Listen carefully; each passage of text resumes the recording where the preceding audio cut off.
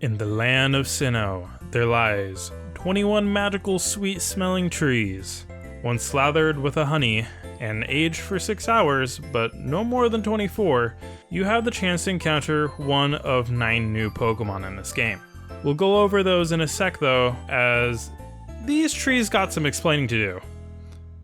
Or, I gotta explain the trees. The trees don't really talk. First off, the species of the Pokemon encountered at one of these trees is determined at the moment you slather honey onto the bark of one of these trees. So don't think you can be sly and save scum your way into a preferable encounter, as that's not how this works. However, something you can save scum for with these encounters are the level, gender, nature, and the IVs of the given Pokemon, as those are generated at the moment of the encounter and not when the honey is slathered on the tree. Typical honey tree encounters are pulled from one of 2 groups, being Group A and Group B, having a 70% chance to pull from Group A, a 20% chance to pull from Group B, and a 10% chance of there being no encounter at all with their own encounter chances inside their own groups, and here I will be popping up a table of all the encounter rates that you can find for each of the groups. Additionally, when encountering Pokemon multiple times at one tree, there is a 90% chance that the game will pull from the same group that it pulled from the last time it was slathered with honey. However, 4 of these honey trees in the game are not like the others. Randomized at the start of every save file, their locations are based off of your trainer's ID and secret ID, with your secret ID being something that is generated at the start of every game and is something that no trainer has access to seeing unless you're using outside methods to view it. What makes these 4 trees special is that the chances of pulling from groups A and B are reversed, so you have a 70% chance of pulling from group B and a 20% chance to pull from group A. But that's not all these 4 trees have to offer, as they also have a 1% chance to pull from a third group, Group C. In Group C is a single Pokemon that can be encountered, and that Pokemon is none other than the damn near mythical Munchlax. Now, is it worth it trying to find a Munchlax through one of these trees? No. I repeat, no. Do not try and find a Munchlax through slathering honey on one of these trees and encountering it this way. It is an utterly pointless endeavor where you will waste all of your time just trying to find one of these guys, and no, it is too much pain to endure trying to find one of these through this method. In fact, I wouldn't really say it's worth it to find any of these Pokemon through honey trees, as thanks to a new mechanic that's introduced in BDSP, which we'll have access to pretty shortly, all of these Pokemon, with the exception of Heracross, can be obtained through this method much more easier than their Diamond and Pearl counterparts. But yeah, that's all there really is to talk about with these honey trees, so without further ado, let's go ahead and jump into these bios, as there are a lot of Pokemon for us to be going over today. First off, we got Wurmple, the first of the several new Pokemon that we can encounter from honey trees. Wurmple's basically just your Caterpie. Essentially, it was the Caterpie of last generation, and it pretty much functions as the Caterpie of this generation. Essentially, it's just an early bug-type Pokemon that you're able to get that evolves really quickly and gives you something pretty strong to start off at the beginning of the game, but then just kind of falls off the later that you get into the game, and it really just becomes not a very strong Pokemon at all. Looking at Butterfree stats,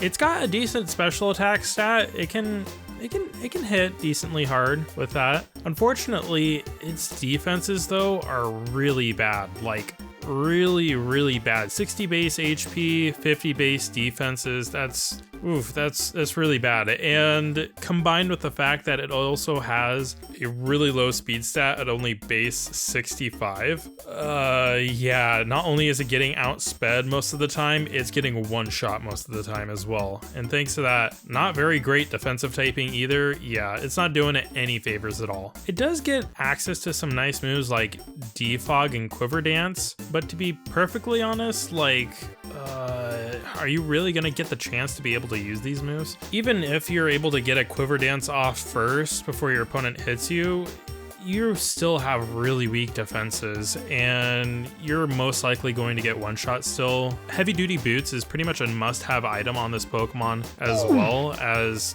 being 4 times weak to Stealth Rock. Yeah, you lose so much health from that, and being that you're so frail, you will literally get one shot by anything after Stealth Rocks. And just to make things even worse, while it does get Bug Buzz, yes, Bug Buzz is nice for it, it doesn't really get any special flying type moves that are good for it at all. In fact, it doesn't really get any good flying type coverage on it. Its 3 flying type moves that it learns is Gust, Air Cutter, and Aerial Ace. With Aerial Ace being a physical attack, and yeah, obviously, why would you want to use Aerial Ace off of that 70 base attack when you can be using something off of that base 100 attack stat instead? So yeah, when it comes to like dealing any sort of damage with moves with this Pokemon, you pretty much only have its bug type moves to look at. Your regular ability is Swarm, which when your HP is at 33% or lower, boosts the power bug type moves by 1.5%.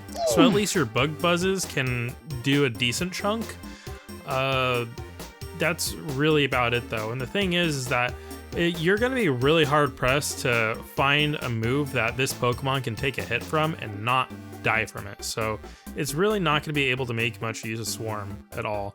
And Rivalry is just a terrible ability, and you should never run it on any Pokemon.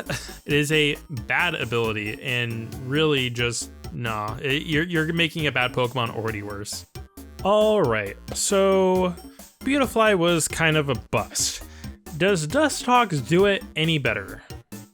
No, not really. Before we get into Dustox though, I think something that is important to note about Wurmple is the fact that it's the way it evolves. Wurmple is pretty much the only Pokemon of its kind that evolves like this, and when a Wurmple is caught, a Wurmple is given a specific personality value that is invisible to the player. Depending on this hidden value, Wurmple will evolve into either Cascoon or Silcoon, Cascoon evolving into Dustox, and Silcoon evolving into Butterfree.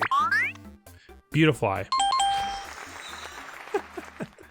Something to note as well is that when you catch a Wurmple, there's no way to really change what it's going to evolve into either, as you can save before you get it to level 7, and if it evolves into a Cascoon, well, you can reload your save all you want, but it's still going to evolve into a Cascoon. Now, getting back into Dustox, what are its uses? Well,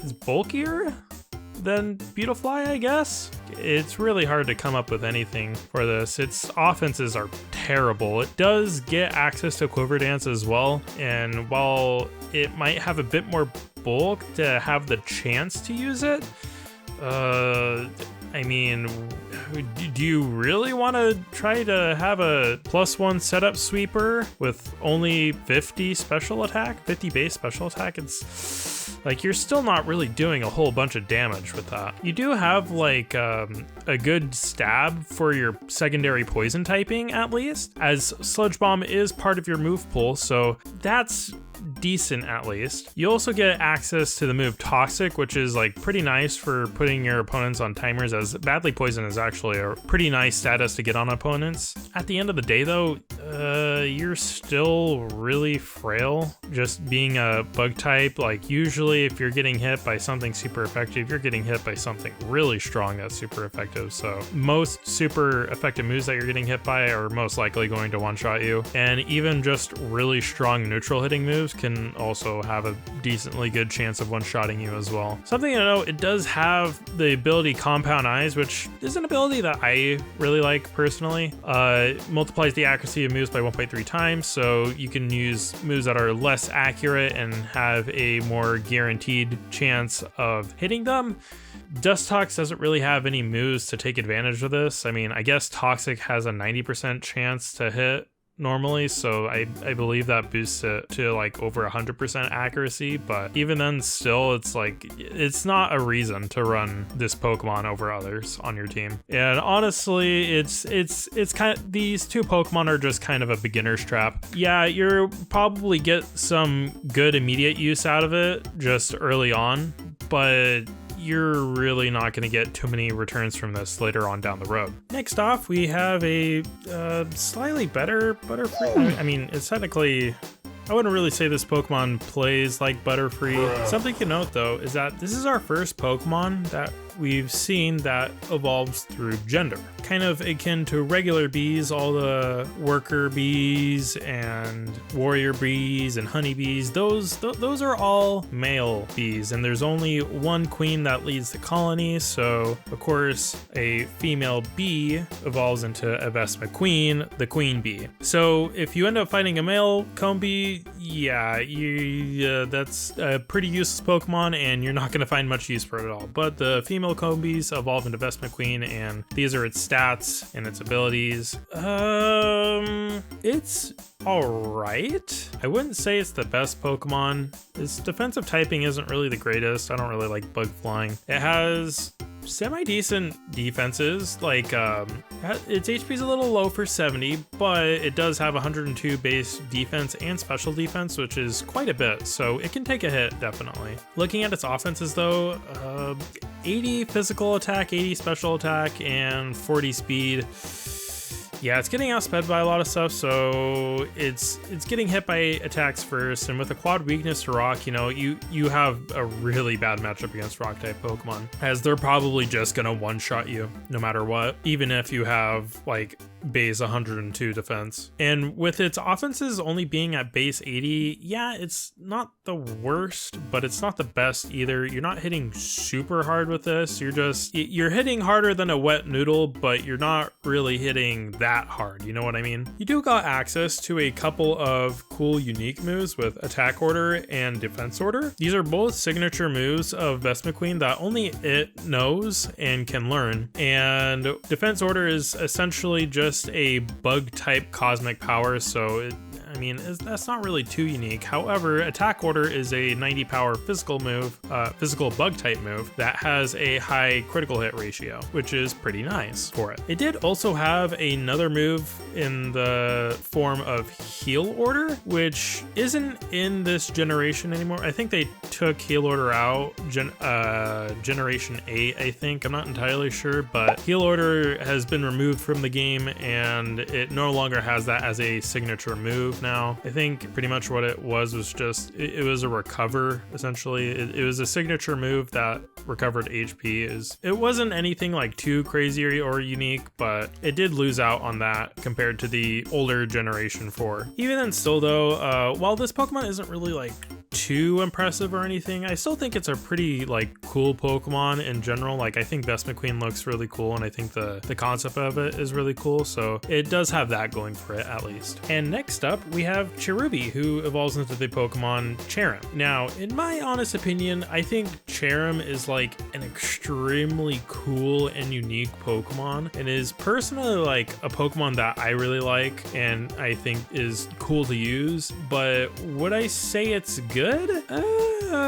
Not really. It doesn't really have good bulk, so it can't really take a hit too well. It's not really the strongest either. Looking at its special attack, 87 is like, it's not bad. Once again, it's not bad, but it's not really super great or anything. Where it mainly gets its use though, I would say, is in a double battles format. Cherrim's gift, when fully evolved, is Flower Gift, which changes its form in the sun and boosts its allies' attack and special defense by 1.5 times. This is actually a really, really cool buff that it gives and is unique to Cherrim only. This is the only Pokemon in the game that gets this ability. If you're able to run a team that's able to set up sun and have a physical attacker that is able to just go ham during the sun, Cherrim can be an absolutely like amazing ally for them. Unfortunately though, in Pokemon Brilliant Diamond and Shining Pearl, even if you're doing double battles in this generation, it still isn't really that strong. I feel like Cherrim gets a lot better when you're in formats that have national dex Pokemon. Having stuff like Hawlucha and Tapu Koko. Just as an example, here is like a doubles like team format that I like personally used one time before. You can have a Pokemon that sets up Sun with something like Torkoal, and you have something that sets up Electric Terrain with something like Tapu Koko. You start off with those two Pokemon, you U-turn with Tapu Koko, you switch out with Torkoal, alright? You switch into Cherrim, and you switch into a Pokemon with Unburden like Hawlucha. You give the Pokemon Hawlucha an item like Electric Seed, so it uses up the item immediately. You get a 1.5 times boost in Hawlucha's defense. It's Sunny, so it's getting a 1.5 times boost to its special defense, so it's able to take a hit, and because it just used its item, it also gets a double speed thanks to its ability Unburden, and it already has like a pretty decent attack stat, but then it's getting boosted even more by Flower Gift as it also boosts attack by 1.5 times. This combination can actually make Hawlucha just absolutely like insane, but the thing is though is that you don't have access to these Pokemon in this generation, and even if you were able to get a Pokemon to set up Electric Terrain in the form of a move, here's the thing though, in Pokemon Brilliant Diamond and Shining Pearl, Electric Seed isn't an item. Any of the terrain seeds are not items in this game actually, so you can't really make use of Cherrim's ability at all in this game, which really sucks. It's good in other games, like if you're able to, you know, use Cherrim in Pokemon Sword and Shield. I mean, yeah, you have Tapu Koko in that game, you have Pokemon that got Drought in that game. You can actually make use of Cherrim in a format like that in double battles. But in this game, yeah, you're just really not able to do anything. It's really more better suited for battling formats that are based on the national dex and not off of BDSP Pokédex, if you ask me. Moving on to Aipom, which is an example of yet another unique evolution path in order to get into its evolved form, Ambipom. As you'll see up in the upper left-hand corner, I have that Aipom evolves into Ambipom at level 32 with an asterisk there. It doesn't technically need to be at level 32 in order to evolve into Ambipom. The requirement for Aipom to evolve into Ambipom, it just needs to know the move Double Hit and level up once while knowing the move Double Hit. It just so happens that Aipom learns this move at level 32, so that's why I put a level 32 there with an asterisk. Moving on to Ambipom though, this is actually a pretty solid offensive normal type Pokemon. It has base 100 attack, which is pretty nice. It's able to hit pretty hard. It has base 115 speed, so it moves really fast and is faster than like a lot of other Pokemon in the game. And to top it off, it also gets access to the ability Technician, which boosts the power of moves with 60 power or less by 1.5 times, which is really, really good for it. Now, unfortunately, much like Cherrim, Ambipom kind of suffers from the fact that it's really better in other games that aren't Brilliant Diamond and Shining Pearl. While yes, it still is pretty nice, it can hit pretty hard with its Technician double hits. It gets Tail Slap in other games, which is just a way better move for it to be running anyways, and it's able to make use of its ability Skill Link a lot more better with a move like Tail Slap instead of, you know, Double Hit, as Double Hit always hits twice. Skill Link makes it so that multi-hit moves that it uses always hit the maximum amount of time, so you're always getting that 5 times hits with Tail Slap, which at the end of the day is going to be doing more damage than a Technician boosted double hit. And if that didn't already suck, its defenses are also really not good either. It's very prone to getting one shot, as 75 base HP is not the highest, and base 66 defenses, yeah, you're not taking hits very well at all. On the bright side though, it still has access to pretty good utility, as it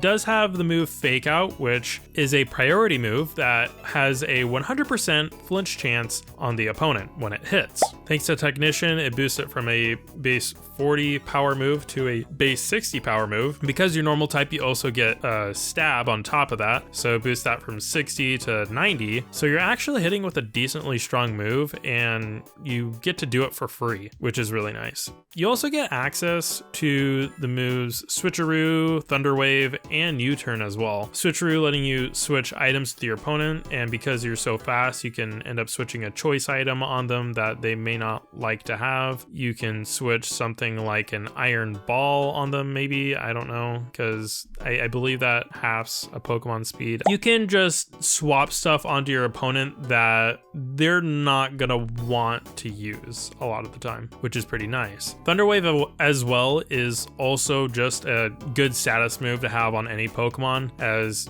getting paralysis on your opponent, you know, the paralyzed chance on top of them having half speed is really good, just supportively wise. And U-Turn being U-Turn, letting you free pivot on anything you like. It does have good utility, at least still in this generation. It's just not quite as strong as it can be.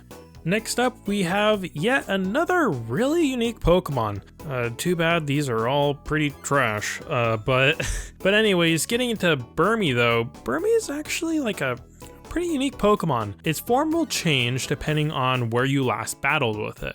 So if you battled in a patch of grass, you will have a grass cloak. If you battled in like a sandstorm or a snowstorm, your Burmy will end up having a sand cloak. And if you battled inside of a building, it will end up having a trash cloak. When evolving into Wormadam, not only does a Burmy have to be a female in order to evolve into a Wormadam, however, it can evolve into 3 separate Wormadams depending on which cloak it had when evolving into one. And after it evolves, it stays as that cloak for the rest of its life. Now, looking at Burmy's stats, I mean, yeah, they all got pretty decent defenses. I mean, they're still not the greatest ones. Like, looking at its offenses, it's really hard for me to want to justify using this Pokemon just because it doesn't really get too big of a move pool. It isn't crazy good. The Sand Cloaks and Trash Cloak Wormadam both get access to Stealth Rock, which the Grass Cloak does not, by the way. And another cool move that they all have access to as well is also Quiver Dance. Quiver Dance is like, it's a nice move, but would I really recommend using it for any of them? No, not really. They're all extremely slow, being at only 36 base speed. And to just give you an example of just how slow this is, after setting up one Quiver Dance, Pokemon that are base 80 speed with max speed are still going to naturally outspeed you, even after one Quiver Dance, which is like really slow. That's really slow. And even if you get the opportunity to set up 2 Quiver Dances, you're still getting outsped by notable Pokemon like Weavile and pretty much any Choice Scarfer with a decent speed stat. If you ask me which one's the best one, in my opinion, at the end of the day though, I'd probably say it's the Trash Cloak, as like I said earlier, it does get access to Stealth Rock. It has the best offensive typing out of all of them, being Bug Steel. Its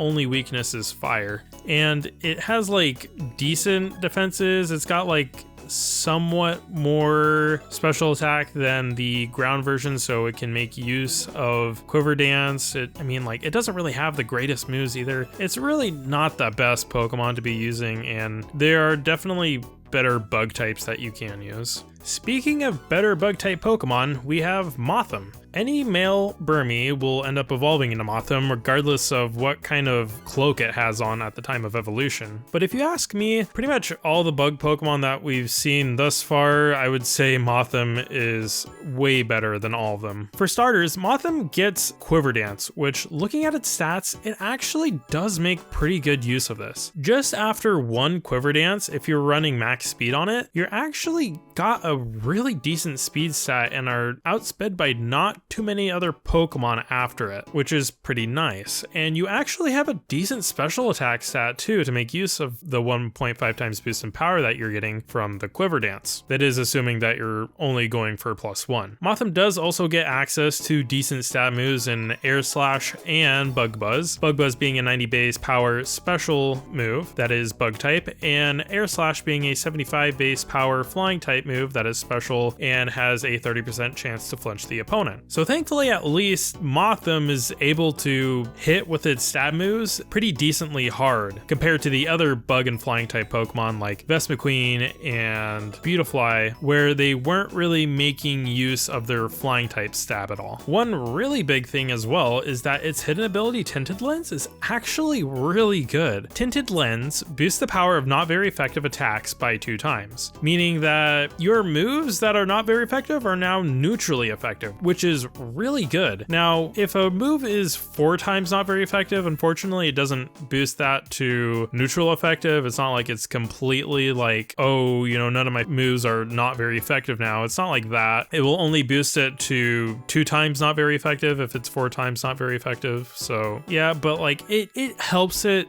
deal more damage is the thing. You're hitting more stuff for neutral damage, so that's always going to be really good. The one downside that I would say that Mothim does have, though, if you're playing the main story, is that you're not going to have access to its hidden ability during the main story. You're only going to be able to get that during post game. So with Swarm, it's not really the best ability for it, as you're probably getting one shot if you're getting hit by an attack most of the time. But at least you still get access to Quiver Dance, though, which does help improve Mothim's special bulk and gives it the speed to combat with a lot of more faster threats, and capitalizes on the fact that it actually does have a pretty decent special attack stat. And if we're talking about better bug type Pokemon, we definitely have a really good bug type Pokemon here in the form of Heracross. Heracross is an extremely strong Pokemon. Just that 125 attack stat alone is ginormous. It's already hitting hard enough with its base 125 attack. But on top of that, all of its abilities also boost its attacking stat to even further heights. With the ability Guts, it makes you immune to burns, so you don't have to worry about your attack getting halved, and you get a 1.5 times boost in power on top of that. With Swarm, while yeah, you're not using Heracross to tank moves, you actually do have the bulk to take hits, which means that it's very possible that you can get to a low enough point to where you can actually make Swarm useful. And not just that, but for its hidden ability, it also gets Moxie, an ability that we've seen on yet another really strong Pokemon before in Gyarados, which is an ability that lets it boost its attack by 1 stage every time it lands a KO on a Pokemon, which, looking at its 125 attack stat, yeah, it's gonna be able to get KOs on other Pokemon. All these abilities are extremely great. If you ask me, Guts is probably the best one, just because being immune to the attack drop from Burn is so good. It's indispensable. And that 1.5 times boost to attack is also just super good as well. Looking at its speed stat too, it's also got pretty decent speed. Base 85 speed is nothing to scoff at. And while yeah, it's still not the fastest, it is able to outspeed a lot of the Pokemon that it needs to, and any Pokemon that wants to switch in on this is going to be ending up taking a ton of damage if they do. Especially considering the fact that it also gets a really good move pool as well. It gets access to Mega Horn, it has Close Combat, it has Earthquake, it even has Stone Edge. This thing hits so freaking hard, and it gets access to so many moves that have really high base power as well. And it's absolutely, it's kind of crazy to me, the fact that they let you have access to a Pokemon this good this early on, as it doesn't even need to evolve. You just catch it and you already have a Pokemon with these kind of stats this strong this early in the game. Yeah, that is absolutely crazy. Now, here's the caveat of Heracross if you're wanting to run one on your team. Heracross is found only in Group B of Honey Trees, which has a 20% chance of popping up normally. On top of that, in that Group B, he only has a 5% chance to appear in that 20% chance, meaning that normally, if you want to run into this Heracross, every time you fish for an encounter at a honey tree, not considering the 90% reroll thing that it already has going on for it, it's a 1% chance to actually be able to find this Pokemon, which is Yeah, it's with that, it already becomes way less appealing as a Pokemon to try and fish for at this point in the game. I mean, if you could find it in the tall grass and it's a 1% encounter, I mean, yeah, sure, that sounds like a cool thing. You know, you spend some time trying to find a certain Pokemon, you get rewarded for it with a really good Pokemon, like, yeah, totally. Having to wait 6 hours for a single encounter just to have a 1% chance to find this thing, oh my god. And the thing that sucks is that this is the only way to encounter this Pokemon in this game in the wild if you want to use one on your own team. While yes, they made the even harder Pokemon to find, Munchlax, easier to find, this Pokemon is still just as hard to find as it was before. And man, it really sucks just because this Pokemon is such a cool Pokemon. It's so good, it's so fun to use. It's just, who would ever want to spend their time, like that amount of time, to try and get this Heracross, even if you're so lucky as to be blessed with your first honey trees that you come into contact with being a Munchlax tree, where the groupie has a 70% chance of popping up. That's still only a 3.5% chance that you're even going to run into an Heracross anyways. And that's still not very good odds at all. But yeah, at the end of the day though, Heracross is just, it's such a strong Pokemon. It's just held back by the fact that it is nearly impossible to find in this game. So yeah, this is truly a hunt not for the faint of heart if you want to get this Pokemon in this game. And lastly, moving on to our last Honey Tree Pokemon, we have Munchlax. Munchlax, after becoming its best buddy and fully evolving into Snorlax, is a really, really good Pokemon. Sporting 160 base HP with 65 defense and 110 special defense, this Pokemon is really bulky. Yeah, its low defense means that it's not able to take hits like close combats super well. However, its physical defense still isn't the lowest compared to other high HP Pokemon, and its special defense is still like really good as well, meaning it's able to take special hits incredibly well. And to look at its physical attack stat, yeah, that's also really good too. Having base 110 physical attack means that it's also able to hit pretty hard. Snorlax is like, it's just a really good solid tank, and if you're able to get a Munchlax on your team and you want a tanky Pokemon like Snorlax, yeah, I mean, yeah, it can prove to function as a really strong tank on your team. It only has base 30 speed, so pretty much everything is outspeeding it no matter what. Don't try to outspeed anything with this, you're most likely going to be slower. With that said though, because you have such high HP and defenses, you're actually able to afford taking hits and then dishing out some damage in return. And looking at its abilities too, its abilities actually complement it really well. Having immunity, it means that it is immune to poison and badly poison, which is super good. It can't be toxic. So you don't have to worry about, you know, Stallymons using toxic on it, and then now, you know, your Snorlax is getting worn down and chipped down every turn, and like you have to worry about there being a time limit on him. You don't have to worry about that at all, because he has immunity to make it immune to poison, the poison status specifically. After that, it also has access to the ability Thick Fat, which reduces damage from fire and ice type moves by 50%, essentially giving it 2 resistances, which is really good, especially considering the fact that fire and ice moves are both really good, strong offensive moves. So being able to essentially give your Snorlax a resistance to these typings is actually really nice for it, considering how bulky it is. And on top of that, for its hidden ability Gluttony, it lets it eat berries at 50% HP or below, so it lets it eat its berries earlier. For some of you reading this, you might think something like, oh, but if I give it an orange or a citrus berry, it'll eat it at 50% HP anyways. Yes, for those berries specifically. However, for other berries, like a lychee berry, for example, that boosts an attack stat. When a Pokemon's in a pinch, it will boost the attack stat. Those proc at around, I forget what HP threshold it's at. It's either 25% or 33%. But normally berries like that would proc around that range. However, with Gluttony, it makes it so that you're able to activate those berries a lot more earlier, so you don't have to worry about putting yourself in a dangerous range of, oh, I can try and get hit by this move and I might be able to survive it, but if I don't, then I'm not going to get the boost and I end up wasting my Pokemon. And it's like, yeah, it can be kind of stressful trying to manage your HP sometimes with items like that. So yeah, it's a nice berry. I wouldn't say it's the best ability for Snorlax. However, it definitely can make use of this, especially considering the fact that it gets access to the move Recycle, which it lets it pretty much use its berry again after it's already used it. So being able to use this Pokemon, you can put something like Rest on it and Recycle, and you can put it on a Trick Room team and you can just keep on recycling that Lychee Berry to boost its attack, and you can end up getting really strong from it off of that. At the end of the day though, do I recommend getting Munchlax through the trees? Once again, no.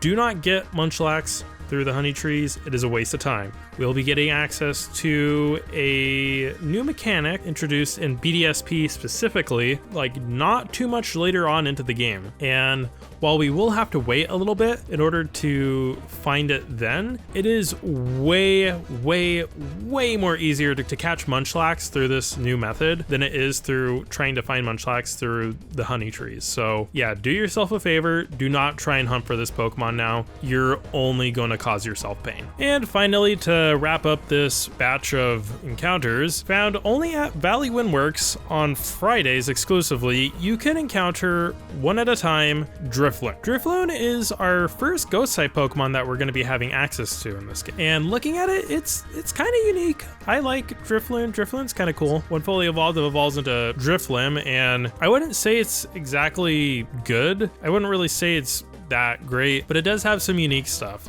First of all, its first ability, Aftermath, is a ability that only it and like a few other Pokemon have access to. Not a whole lot of Pokemon have this ability, which when a Pokemon with Aftermath is knocked out with a move that makes physical contact with it, it ends up dealing 1/4 of their max HP in damage. So say you might end up going against a boss and you might have wiped on them, but you notice that their moves that they were using were a lot of contact physical moves, right? Well, if you really feel like it, you could take a Driflim and bring it into the fight, and you could just let it get sacked by the opponent's Pokemon, and you can use that to your advantage and try to just chip away at their health by doing that.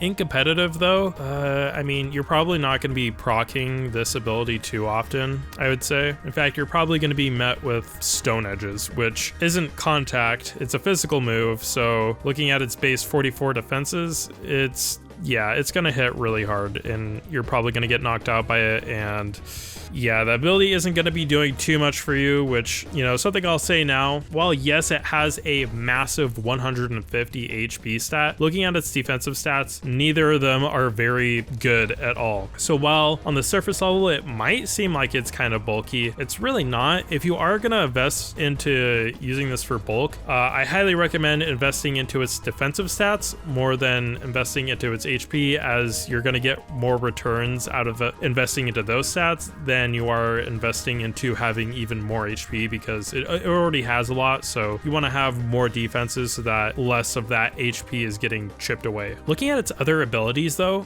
Unburden and Flare Boost are both pretty cool offensive abilities. I referenced Unburden earlier in Charm's bio, but I don't think I went over what exactly Unburden does. Unburden is an ability where if a Pokemon with Unburden uses the item that it's holding and no longer has its item, its speed stat is doubled. Now, something to note is that yes, you do get the double speed, yes, but if you switch out and switch back in and you don't have the item sold, you're not getting that double speed boost still, and you need to have an item to begin with, I believe, and to use it in order for it to actually proc. That being said though, Unburden is still a cool cool ability in general, as Drifloon does have like a decent speed stat, so having Unburden, if it's able to get that off, it's going to end up being a lot faster than most Pokemon in the game. In fact, it's going to be faster than pretty much anything that isn't a like pretty fast Choice Scarfer. And looking at its ability Flare Boost, boosts its special attack stat by 50% when it's burned. Now, you won't be having access to this during the main story, unfortunately, and if you ask me personally, like I feel like Flare Boost is probably its coolest ability that it has, as not too many Pokemon in the game actually have access to this ability. But yeah, Flare Bits is kind of like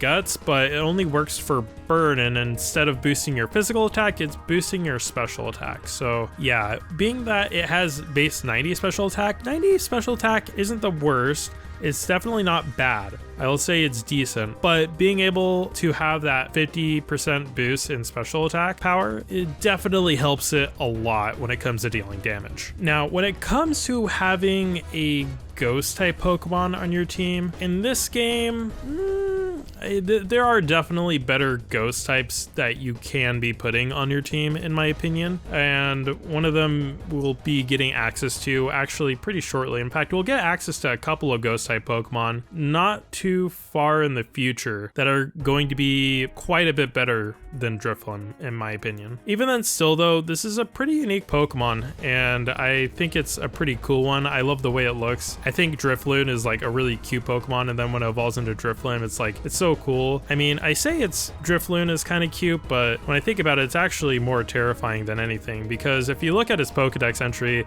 it does actually say that it tries to look for small children so that the children see Drifloon and they're like, oh, a balloon, and then they grab hold of Drifloon and then they just kind of whisk the kids away and they're never seen again. It's actually pretty gruesome when you think about it. Pretty freaking scary if you ask me, but you know, if you're not paying attention to that part of the Pokedex entry, you know, it's actually a pretty cute Pokemon.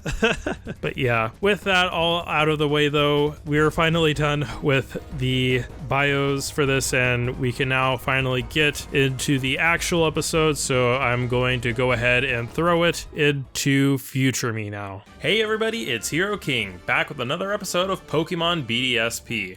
In the last episode, we got to explore Floroma Town. We met some old people that gave us some legendary Pokemon just for playing video games. Pretty generous, if I do say so myself. We got to learn about berries.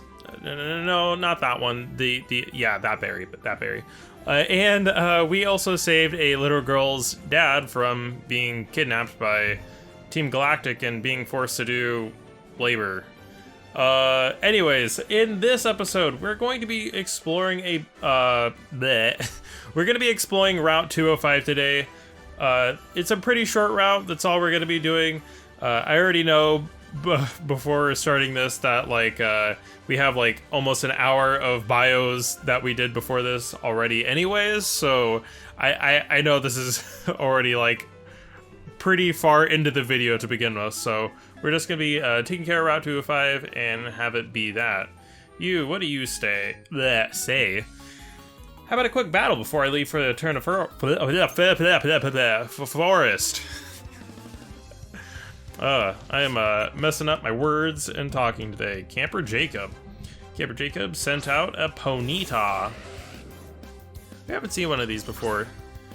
Man, freaking Ponyta looks so cool. I'd love to have see what it's like to ride on one. Or I mean, like, you know, because it also evolves into rapid. Well, now that I look at it, it does have flames on its back, so it'd probably hurt riding it, but it would look just like so cool, like riding on like a horse that's on fire or something, and just like pulling up to your friends and just be like, yo, what up? And just like fire. I do think I remember seeing in the anime before though that apparently like Ponyta and Rapidash's flames that it has on its back like doesn't burn the trainer if it rides on them, if it likes them, I guess. So like it's able to like control like who it burns somehow. I don't really know, but yeah. Defeated Camper Jacob. That really dampened my spirits. More lunch money for into the pocket. Something you might have saw there, actually. I did catch a Drifloon in between episodes. And dude, this Drifloon, when I was trying to catch it, it kicked my butt, dude. It kicked my butt. Like, it literally almost wiped my entire team catching that. Just trying to catch this. It's actually insane. Not only to, like, if you choose to get a Drifloon right now, it's actually, like, pretty high level. Because you can see there, my Monferno is level 18. That's my highest level Pokemon. And I caught it at level 22. It's actually really high level. And not just that, but it also gets Shadow Ball earlier this generation. So, as you can see here, it has a base 80 special attack ghost move that it gets stab on, like, right at the start of the game. So it's like, it actually hits, like, this Drifloon actually hits really hard currently. Like, we look at Monferno's attack, yeah, you're like hitting with like the same attack stat essentially that Monferno's hitting with, and you have like a full like 80 power base move. It's actually pretty crazy that like they like give you something so strong right away. Let's see, Shallos, that little dot nose of yours. I don't know. Ever since I like I don't think it was really like that visible in the original DS games. I don't know. From what I remember, I never like recognized it having like a nose before. But like when I look at it now in the 3D models, I just want to like stick my finger. Is that weird? I feel like it would probably be like, I mean, it's a slug, so it's probably like pretty slimy. Oh god, the freaking mud slap. Monferno, can you please hit? Okay, thank you. I really did not want to freaking fight that Shallos for an eternity just because of an accuracy drop.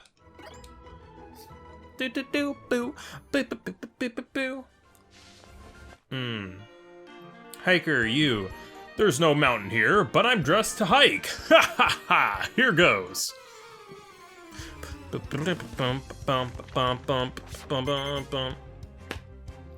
Yeah, something I will say, like thinking about the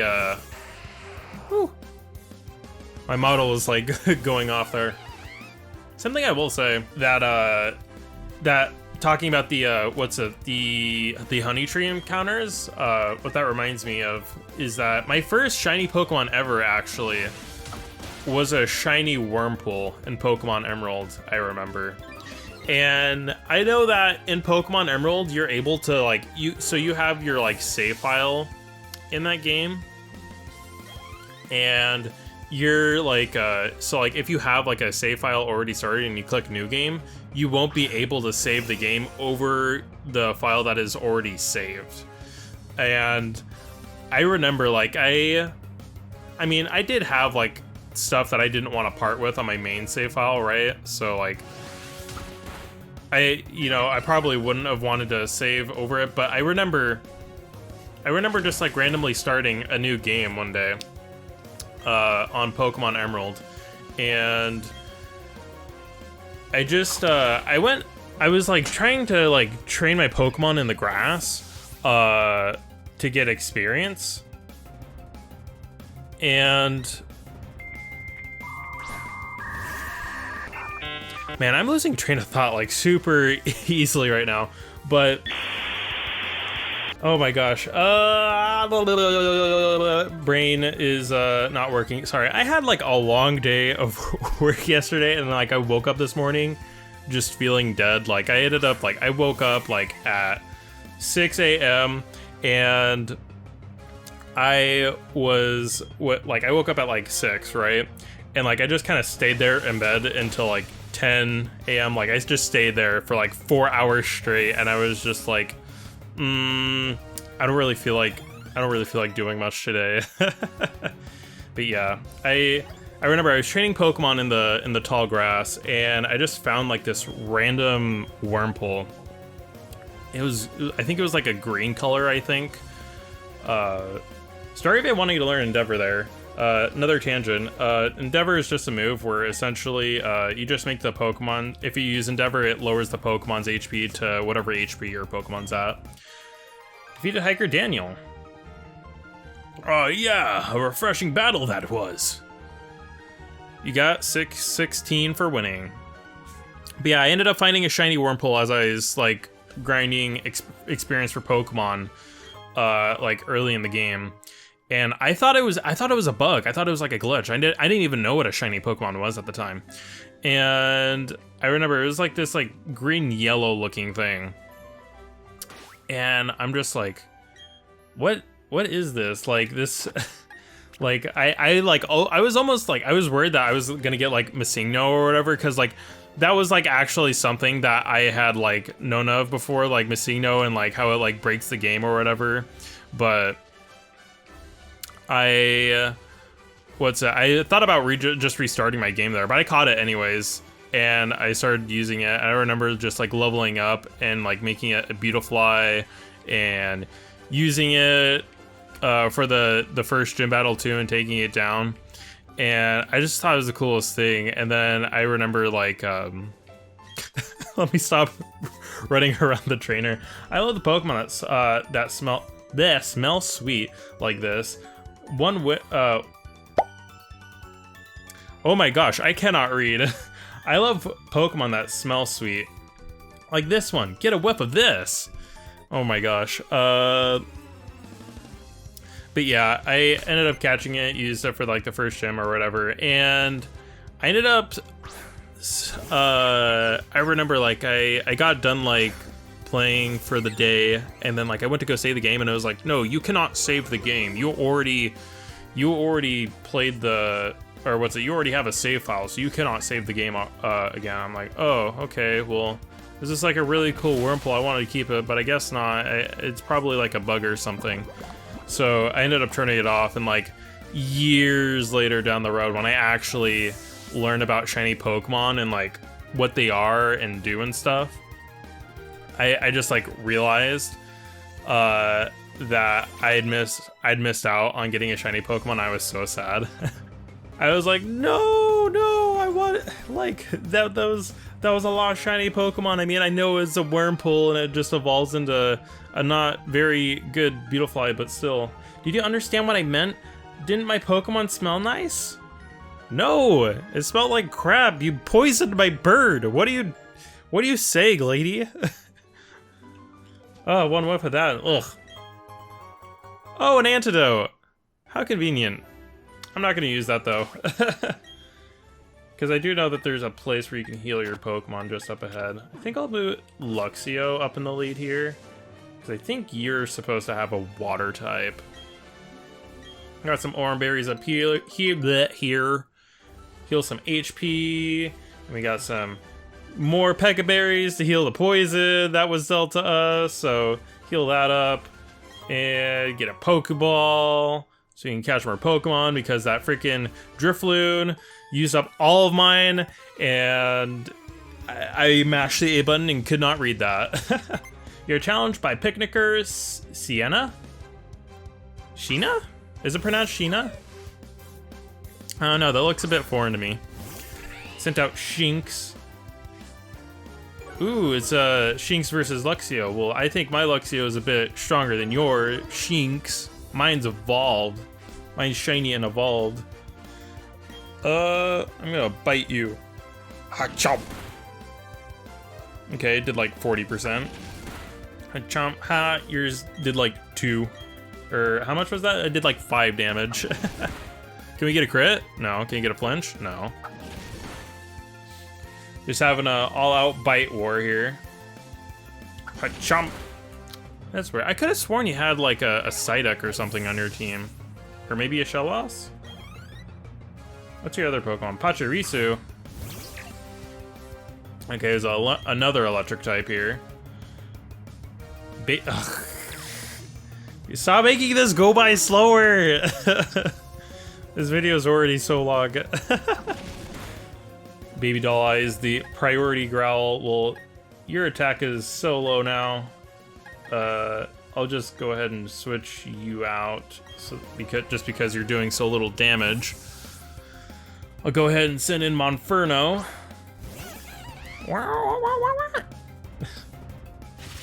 Quick attack.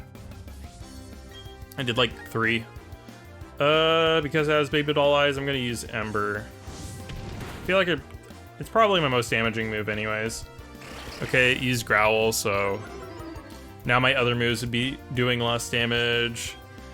I'd use Ember again. Does that kill it? It does. I think I might have gotten a high roll there. I wasn't too sure if that would knock it out there or not. Ooh, Flame Wheel. Inferno wants to learn Flame Wheel. That's good. That's like another like 20 power more than Ember. This may also leave the target with a burn. I think it has a higher burn chance too. I'm not entirely sure. I don't remember the percentage of like secondary effects for a lot of the moves. I think Flamethrower is like 10%, but then I think like these ones are like both 20% maybe. Ember might be like 10% though. I don't know. And I was mashing the A button and didn't read what you said there either. Let's see what you say here. What can I tell you about Pokemon? Well, there are males and females, and some that you can't tell. Nice to know. Yes, that is true. Some Pokemon, well, yeah. They do have male genders and female genders for Pokemon, and then you also got the Gendos Pokemon, which are like typically saved for legendaries, like Mew and Jirachi, for example. Let's see what you got. Oh wait, I think you have a Geodude actually. Dang it.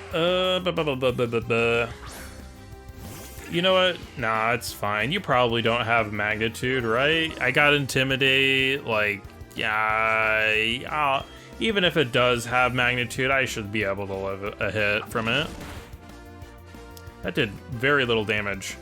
Ooh, that's scary. I don't know if I said it before in a video, but rollout is a move. Oh, okay, thank God. It's like it starts off with like a little, like very small amount of power, and it has 90 accuracy, I think. It might be a little bit lower, but essentially it will keep going. If you use it, it will lock you into like a maximum of like 5 turns of using the move, but every time that the move hits, it doubles in power. It's actually extremely strong. Ooh, something I did want to say though. On the note of me talking about my first shiny Pokemon ever being Wurmple earlier, I know that like when I was like looking for like just like pictures and info and stuff for ooh, I see Hiker there. I'm gonna change my Pokemon. Inferno, you go to the lead. But I know when I was looking up info for Pokemon BDSP, I remember actually I found a picture of a Pokemon Go's the party hat Wurmple in that game. I remember, like, I don't play Pokemon Go anymore now, but I remember playing and finding those, and I thought it was like the cutest thing ever. Like, I mean, it's a Wurmple, you know, Wurmple's a Wurmple, but, you know, it's not gonna evolve into anything too strong, but I still love the... Wait, what, did he use Rock Polish? Wait, no, it's Defense Rose. Was that Defense Curl? I wasn't paying attention. But, yeah, the... oh, it was probably Harden. Yeah, that was probably it. Anyways, yeah, that's what it was. Okay, you just sat there and used Harden for the whole battle. Did nothing. Cool. I'll use Mach Punch here to save some Power Up Punch PP. But yeah, I remember coming across like a picture of the party hat Wurmple. I just thought that was like really cool and neat. I thought I'd show it off here just because I really like I really love the party hat Wurmple. I didn't read the freaking line again. What did you say? From being lost in the mountains for so long, I became a hiker. Okay.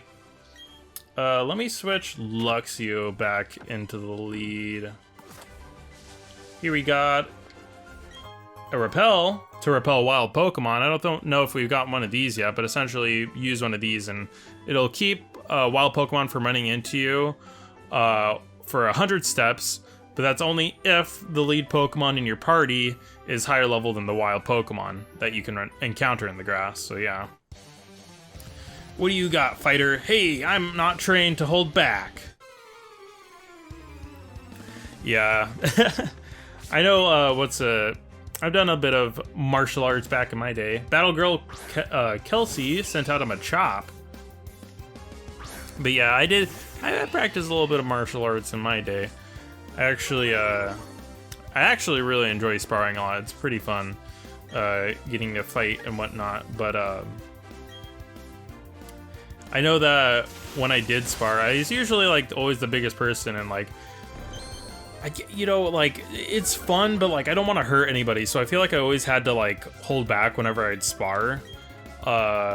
Just like whenever I did go to martial arts or whatever. I know when I was like a young kid and I used to do martial arts, oh my gosh, that did a ton of damage. You have like -1 attack. Why did that do so much? Well, we're faster anyways, so we could take you out here, but geez, man, that did so much damage. But I remember just as a kid, I wasn't so like keen on holding back. Like I remember like I was sparring. I wasn't trying to hurt the other kid, but apparently like I wasn't holding back enough because what's that? I remember like getting scolded after the class by my dad. He's like, "Hey, you know that you're making the kid's head hurt, right?" Like we're both wearing protective gear, but like I guess I was just like hurting the other kid. I remember like thinking back on it now, like I do feel kind of bad about that. I didn't mean to, but like, yeah, you never want to try and hurt someone, you know? For now, I think Spark's probably just gonna be better damage-wise for Luxio here. Learn Spark. Magikarp grew to level 15, 5 levels away from getting a monster on our team. Defeated Battle Kelsey. I concede! You're in a different class! You got 540 Pokédollars for winning. You're a trainer too? I didn't even know. Oh, I don't know. Should I play a little? My Pokemon are a little weak, but I mean, I do have that, what's it, level 22 Drifloon in the back. Oh, you're the one that has the water type. Picnicker Karina sends out a Piplup.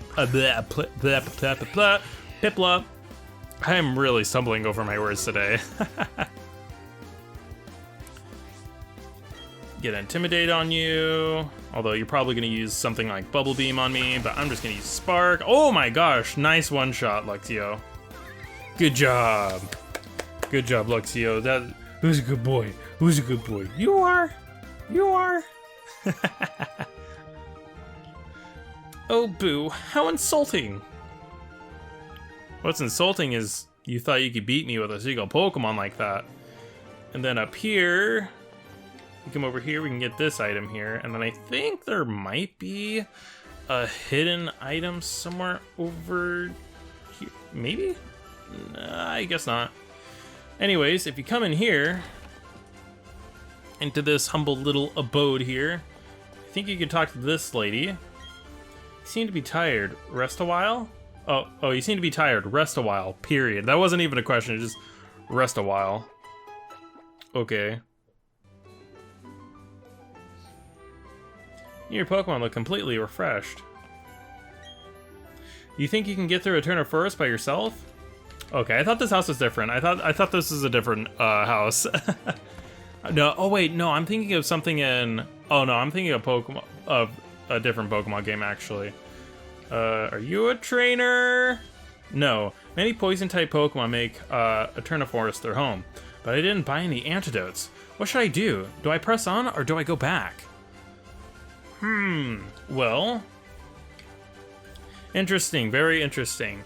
We'll have to find out next time in Pokemon Brilliant Diamond Shining Pearl. Yes, I know, we didn't really do too much today, but like I said, we did have a lot of bios to go over today. We got to... I will say, yeah, we got to learn a lot about the honey trees. We went into depth with that. We got to find out about the Pokemon that we could find at Valley Windworks from, you know, taking on the leader, or not leader, but the commander of Team Galactic, Commander Mars. And, you know, we unlocked Drifloon from that. You're only able to meet on Fridays, by the way. I don't know if I said that before, but yeah, we had a lot to talk about today. In the next episode of Pokemon Brilliant Diamond Shining Pearl, we're gonna be exploring Eterna Forest and meeting some new faces for the first time. See you guys then.